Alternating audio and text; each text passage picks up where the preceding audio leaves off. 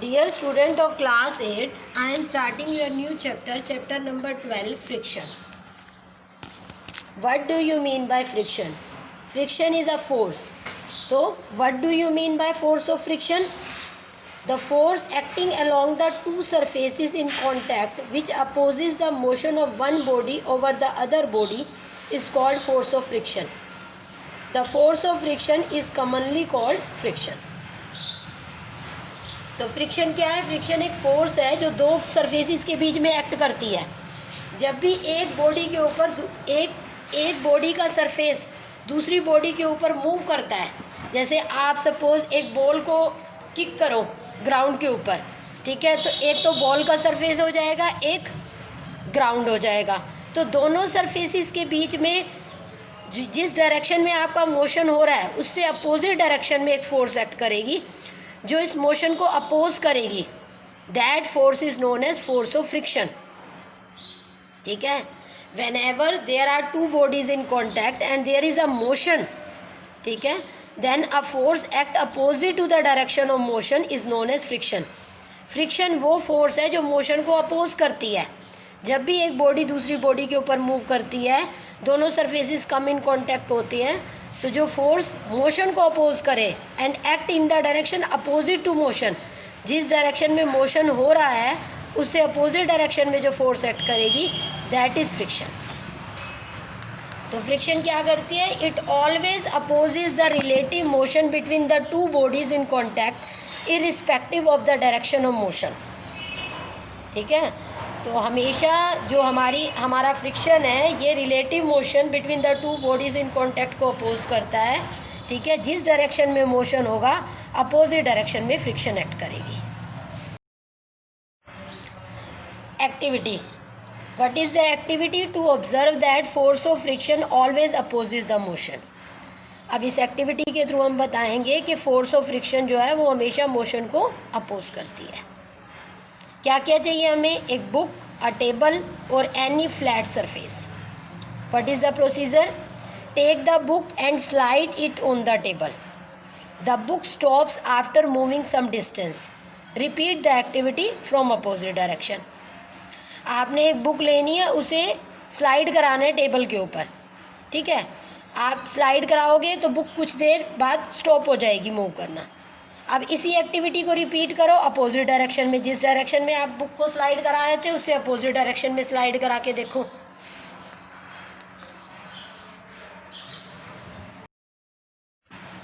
Observation. The book stops moving after some distance. इसमें देखो slide की फोटो में क्या दिखाया हुआ है. आप हैंड की हेल्प से जो है वो बुक को किक कर रहे हो थोड़ा सा, ठीक है, हिट कर रहे हो. बुक थोड़ा सा मूव करी, रुक गई. ए में देखो फिगर में. बी में देखो आप अपोजिट डायरेक्शन में करा रहे हो. जिस डायरेक्शन में पहले करा रहे थे उससे अपोजिट डायरेक्शन में आपने बुक को हिट किया, बुक को थोड़ा सा किक किया है. बुक दोनों ही वे में, चाहे ए में देखो चाहे बी में देखो, थोड़ा सा मूव किया और उसके बाद स्टॉप हो गई है. तो ए एंड बी आपको फोटो क्या दिखा रही है? Friction opposes relative motion between the surfaces of the book and the table. अब कोई भी डायरेक्शन हो कोई मतलब नहीं है. ए में जो डायरेक्शन है बी में उससे अपोजिट डायरेक्शन है, दोनों ही केसेस में सेम हो रहा है. ठीक है.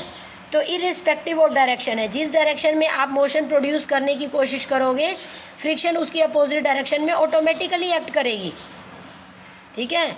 Friction act opposite to the direction of motion. आप जिस डायरेक्शन में मोशन प्रोड्यूस करने की कोशिश करोगे उससे अपोजिट डायरेक्शन में अपने आप ही फ्रिक्शन एक्ट करेगा. और फ्रिक्शन जो होगा वो आपके मोशन को अपोज करेगा, जिससे बॉडी जो होगी वो थोड़ा सा मूव करने के बाद स्टॉप कर जाएगी.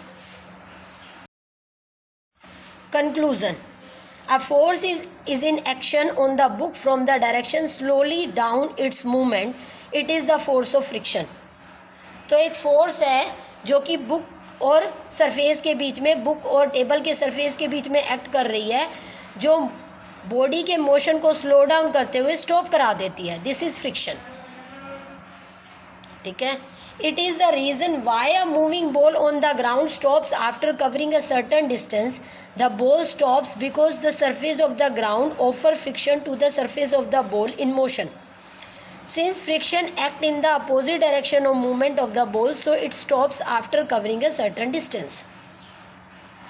अब अगर आपके पास एक बहुत बड़ा ओपन ग्राउंड है, उस ओपन ग्राउंड में आपने एक बॉल को हिट किया तो बॉल मूव कर रही है, बॉल मूव करते करते धीरे धीरे स्लो डाउन होती जाएगी, ठीक है, और फिर स्टॉप हो जाएगी। अब अगर जहाँ पर आपने बॉल को किक किया है उस ग्राउंड में अगर कोई भी ऑब्स्ट्रक्शन नहीं है तो बॉल क्यों स्लो डाउन हो गई, स्लो डाउन होकर क्यों स्टॉप हो गई? उसका रीज़न क्या है? Friction. This friction is a force that act opposite to the direction of the movement of the ball. जिस डायरेक्शन में बॉल जा रही थी उससे अपोजिट डायरेक्शन में आपकी फ्रिक्शन एक्ट करी, जिसकी वजह से क्या हो गया, बॉल धीरे धीरे स्लो डाउन होते हुए स्टॉप हो गई। Similarly, when a person applies brakes to the moving bicycle, the surface of the brakes offers friction to the surface of moving wheel and the bicycle stops because of friction. एक तो natural way में आपकी friction act करती है। जब भी आप किसी बॉडी को, जैसे आपने बॉल को ही किक किया एक ग्राउंड के ऊपर और ग्राउंड में कोई ऑब्स्ट्रक्शन नहीं है, तो भी आपने एक बार किक करने के बाद उसको छोड़ दिया तो धीरे धीरे वो बॉल स्लो डाउन होते हुए स्टॉप हो जाती है, क्योंकि बॉल का सरफेस और ग्राउंड के बीच में फ्रिक्शन एक्ट कर रही है। लेकिन अगर आप एकदम किसी बॉडी को स्टॉप कराना चाहते हो, जैसे आप साइकिलिंग कर रहे हो, ठीक है, तो आप क्या करते हो, आपके साइकिल के आगे कोई आ गया बाय चांस, या आपने वैसे ही साइकिल को रोकनी है तो आप क्या करते हो, ब्रेक लगाते हो, ठीक है। ब्रेक लगाने से क्या होता है, जो ब्रेक्स का सरफेस है, ठीक है, the surface of the brakes offer friction to the surface of moving wheel. जो ब्रेक्स के सरफेस के बीच में जो फ्रिक्शन एक्ट करेगा वो मूविंग व्हील के फ्रिक्शन को इंक्रीज कर देगा, जिससे क्या होगा, बाइसिकल एकदम स्टॉप कर जाएगी। The friction between two surfaces is mainly caused either due to the interlocking of surface और due to the force of adhesion between the two surfaces. देखो, फ्रिक्शन जब भी एक्ट करती है दो सरफेसेस के बीच में तो सरफेसेस इंटरलॉक कर जाते हैं। एक्चुअली क्या होता है, हमारे जो सरफेसेस होते हैं दे हैव इरेगुलरिटीज़, उनके अंदर बहुत सारी इरेगुलरिटीज़ होती हैं जो इंटरलॉक हो जाती हैं, और वो इंटरलॉकिंग जो है वो फ्रिक्शन को क्रिएट कर देती है। या फिर फोर्स ऑफ एडिशन, ठीक है, जो मॉलिक्यूल्स होते हैं, सरफेसेस जो होते हैं they are made up of molecules, ठीक है, तो उनके बीच में जो फोर्स ऑफ एडिशन एक्ट करती है या इंटरलॉकिंग होती है इरेगुलरिटीज़ की वजह से, वो इरेगुलरिटीज़ आपस में इंटरलॉक हो जाती हैं जो फ्रिक्शन को क्रिएट कर देती है। Friction due to interlocking of surfaces. No solid surface is perfectly smooth, this means all the solid surfaces are rough. The degree of roughness varies from surface to surface. Even a surface which looks smooth to the naked eyes is actually rough. The surface of roughness or smoothness surface can be seen only with the help of a microscope. देखो, जो भी solid surface आपको देखने में कितना भी smooth क्यों नहीं लग रहा, ठीक है, लेकिन वो फिर भी कहीं ना कहीं रफ होता है, ठीक है। All the solid surfaces are rough.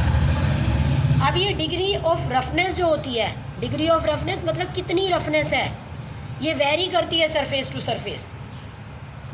एक सरफेस आपको नेकेड आई से, खुली आंखों से जितना स्मूथ दिखता है वो एक्चुअल में उतना स्मूथ नहीं होता, ठीक है। नेकेड आई से हमें स्मूथ दिखता जरूर है, लेकिन एक्चुअल में वो कहीं ना कहीं रफनेस उसकी होती है। The roughness of the surface और smoothness can be seen only with the help of a microscope.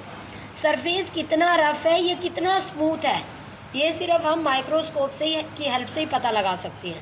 हाथ लगाने पे भी फील होता है हमें, ठीक है, क्योंकि जैसे अगर आप सपोज एक मार्बल फर्श पे खड़े हो, ठीक है, तो वो आपको ज़्यादा स्मूथ फील होगा, ठीक है। अपनी स्किन की हेल्प से आप हाथ लगा के देखो, पाँव लगा के देखो, ठीक है। अगर आप वैसे ही दूसरा आपका जो आपका फ्लोर कंसिडर्ड होता है ना, तो वो आपका रफ नज़र अपीयर होता है।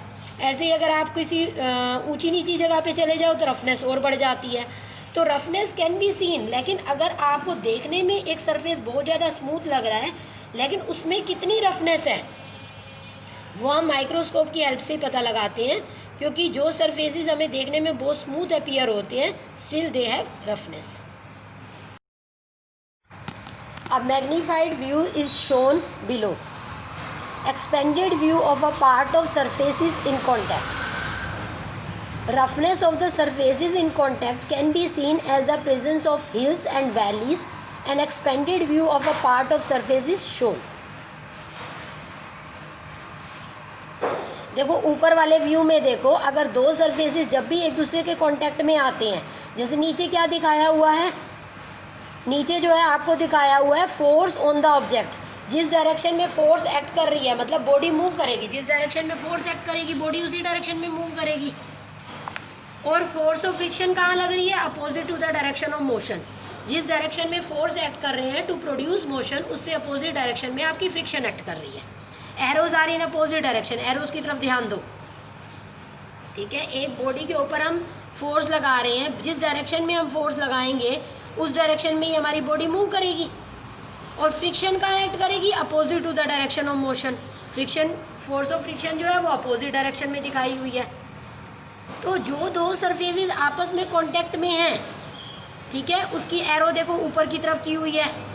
जो दो सरफेसेस आपके आपस में कांटेक्ट में हैं, वो देखने में चाहे कितने भी स्मूथ क्यों ना नजर आए, उनके बीच में रफनेस एक्ट करेगी, ठीक है। और वो रफनेस जो है वो फ्रिक्शन क्रिएट करेगी, ठीक है। ऊपर की तरफ एरो करके दो जो सरफेस, एक बॉडी दूसरी बॉडी के ऊपर मूव कर रही है, एक बॉडी सरफेस के ऊपर मूव कर रही है, ऊपर की तरफ एरो करते हुए magnified view of a part of surfaces दिखाया हुआ है। ये जो magnified view of a part of surfaces in contact है, इनके बीच में देखो क्या है? जिगजैग दिखाया हुआ है। ये जिगजैग क्या है? ये रफनेस है। और जितनी ज़्यादा रफनेस होगी फ्रिक्शन उतनी ज़्यादा एक्ट करेगी। More the roughness more the friction. और हमें सरफेसेस देखने में स्मूथ नज़र आते हैं, लेकिन जब हम उनको मैग्नीफाइड व्यू मतलब हम माइक्रोस्कोप से देखते हैं तो हमें उसमें रफनेस नज़र आती है, ठीक है। अब अगर आप हिल्स पे चले जाओ, ठीक है, किसी भी ऐसी ऊपर नीचे जगह है, ठीक है, ऊबड़ खाबड़ जगह है, तो ऑटोमेटिकली क्या होगा? वहाँ पर तो रफनेस आपको नज़र भी आएगी। आप एक सीधी रोड पे जा रहे हो या आप एक पहाड़ी पे चढ़ रहे हो, ठीक है, तो आपको फील होगा ना कि पहाड़ी पे चढ़ना कितना मुश्किल है, ठीक है। तो अगर कोई रोड टूटी हुई है तो उस पर चलना कितना मुश्किल है। क्यों? क्योंकि वहाँ पर रफनेस बढ़ जाती है। और रफनेस बढ़ने का मतलब है फ्रिक्शन का बढ़ना। और फ्रिक्शन क्या करती है? मोशन को अपोज करती है। मोशन को अपोज करेगी तो तुम्हारा चलना धीरे हो जाएगा, गाड़ी का चलना धीरे हो जाएगा। When a body is pulled over another, these hills and valleys interlock with each other and oppose the relative motion between the two bodies. This gives rise to a frictional force. Thus, friction is due to the roughness of two surfaces in contact.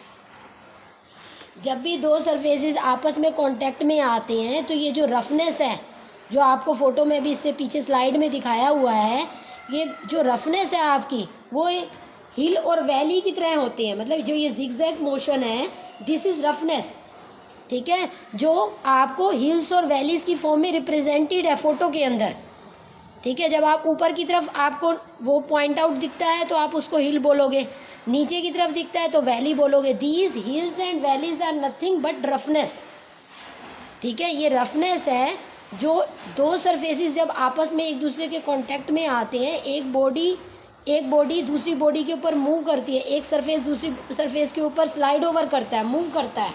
जैसे ball move कर रही है ground के ऊपर, तो एक ball का surface हुआ और एक ग्राउंड का सरफेस हुआ, तो इनके बीच में जो इनकी रफनेस है वो इंटरलॉक्ड हो जाती है, ठीक है। This roughness is shown in the form of hills and valleys in the photo, ठीक है। तो दिस इज व्हाट रफनेस। और रफनेस क्या क्रिएट करेगी? जितनी ज़्यादा रफनेस होगी फ्रिक्शन उतनी ज़्यादा एक्ट करेगी, ठीक है। तो फ्रिक्शन हमेशा एक्ट करती है due to the roughness of two surfaces in contact. जब भी दो सरफेसेस एक दूसरे के कॉन्टैक्ट में आते हैं, उनकी जो रफनेस होती है that create friction and friction opposes motion. Friction due to the force of adhesion between the two surfaces. Two rough surfaces when placed together meet only at certain points. The atom or molecules present at such points of contact attract each other due to the electrostatic attraction. This attraction is called force of adhesion. देखो एक तो हो गया interlocking होना, rough surface के साथ ही interlocked हो गया, ठीक है। और एक है कि जो मॉलिक्यूल्स कांटेक्ट में आ रहे हैं, जब दो रफ सरफेसेस आपस में एक दूसरे के कांटेक्ट में आते हैं तो कहीं ना कोई सर्टेन पॉइंट्स होते हैं जहाँ पर उनके एटम एंड मॉलिक्यूल्स एक दूसरे के कांटेक्ट में आ जाते हैं। अब जहाँ पर ये एटम एंड मॉलिक्यूल्स एक दूसरे के कांटेक्ट में आते हैं वहाँ पर electrostatic force of attraction create हो जाती है, और ये इलेक्ट्रोस्टैटिक फोर्स ऑफ अट्रैक्शन ही फोर्स ऑफ एडिशन है, जिससे क्या होता है वो एक दूसरे के अंदर जब फोर्स ऑफ अट्रैक्शन इतनी ज़्यादा बढ़ जाएगी तो एक दूसरे के कांटेक्ट में रहेंगे, ठीक है, जिससे क्या होगा वो उनका आगे मूव करना, एक बॉडी सरफेस का दूसरे बॉडी सरफेस के ऊपर मूव करना मुश्किल हो जाएगा, क्योंकि जितनी ज़्यादा फोर्स ऑफ एडिशन होगी फोर्स ऑफ फ्रिक्शन उतनी ज़्यादा होगी, और फोर्स ऑफ फ्रिक्शन जितनी ज़्यादा होगी रिलेटिव मोशन उतना ही कम हो जाएगा। The two surfaces tend to interlock with each other due to the presence of hills and valleys on the surfaces and oppose the motion. अब देखो इसमें भी आपको क्या दिखाई हुई है, दो वुडन ब्लॉक्स दिखाए हुए हैं, दोनों वुडन ब्लॉक्स जो हैं वो रफ़ हैं, दोनों के ऊपर रफनेस है सरफेसिस के ऊपर। अब ये जो सरफेसिस के ऊपर रफनेस है अगर आप माइक्रोस्कोप से देखोगे तो आपको इस तरह से जिगजैग पैटर्न नज़र आएगा, मतलब आपको हिल्स एंड वैलीज़ की फॉर्म में ये रफनेस नज़र आएगी, ठीक है, ऊपर फिर नीचे फिर ऊपर फिर नीचे। तो ये आपस में ये जो रफनेस है जब भी एक बॉडी दूसरी बॉडी के ऊपर स्लाइड ओवर करती है, मूव करती है, तो ये सरफेसिस की जो रफनेस है दैट गट इंटरलॉक, ये हिल्स एंड वैलीज़ आपस में इंटरलॉक हो जाती हैं। What are hills and valleys? This roughness is shown in the form of hills and valleys, ठीक है। ये इंटरलॉक होके और एंटेंगल्ड हो जाते हैं, जिससे बॉडी का मोशन स्लो डाउन हो जाता है या स्टॉप हो जाता है। तो जब भी रफनेस है इंटरलॉकिंग है इन हिल्स एंड वैलीज़ की, और जब भी इंटरलॉकिंग होगी that create frictional force which opposes the motion, and this friction act always in direction opposite to the direction of motion, जिसकी वजह से मोशन स्लो डाउन होते होते स्टॉप हो जाता है। जब आपस में इंटरलॉक हो जाएंगे तो मोशन ऑटोमेटिकली क्या हो जाएगा, स्लो डाउन हो जाएगा ना, आपस में एक दूसरे के साथ एंटेंगल हो जाएंगे। तो that is shown in the figure. When a body move over the other the force of adhesion opposes the motion, so the force of adhesion between the two surfaces give rise to friction। तो जब भी एक body दूसरी body के ऊपर move करती है तो फोर्स ऑफ एडिशन जो है, फोर्स ऑफ एडिशन जैसे मैंने अभी बताया, जो मॉलिक्यूल्स आपस में कांटेक्ट में आ रहे हैं, जो मॉलिक्यूल्स आपस में कांटेक्ट में आ रहे हैं उनके बीच में इलेक्ट्रोस्टैटिक फोर्स एक्ट करेगी, और ये इलेक्ट्रोस्टैटिक फोर्स जो है वो आपकी फोर्स ऑफ फ्रिक्शन को इंक्रीज करती है, ठीक है, और जिसकी वजह से हमारी बॉडी जो है वो स्लो डाउन होते हुए स्टॉप हो जाती है। तो जितनी ज़्यादा फोर्स ऑफ एडिशन या जितनी ज़्यादा इंटरलॉकिंग होगी, इसका मतलब ये है कि उतनी ही ज़्यादा फ्रिक्शन एक्ट करेगी। और इनके प्रोड्यूस होने का क्या रीज़न है, इंटरलॉकिंग या फोर्स ऑफ एडिशन प्रोड्यूस होने का क्या रीज़न है, आपकी रफनेस, ठीक है, जितनी ज़्यादा रफनेस उतनी ज़्यादा इंटरलॉकिंग और उतनी ही ज़्यादा फोर्स ऑफ एडिशन और उतनी ही ज़्यादा फोर्स ऑफ फ्रिक्शन ऐड करेगी, और फोर्स ऑफ फ्रिक्शन जो है वो बॉडी को स्लो डाउन करा के स्टॉप करा देती है। तो आज का लेक्चर बेटे आपका यहीं तक है, आपने इसे वेल प्रिपेयर करना है, और अगर कोई प्रॉब्लम आए तो व्हाट्सएप पे शेयर करना है।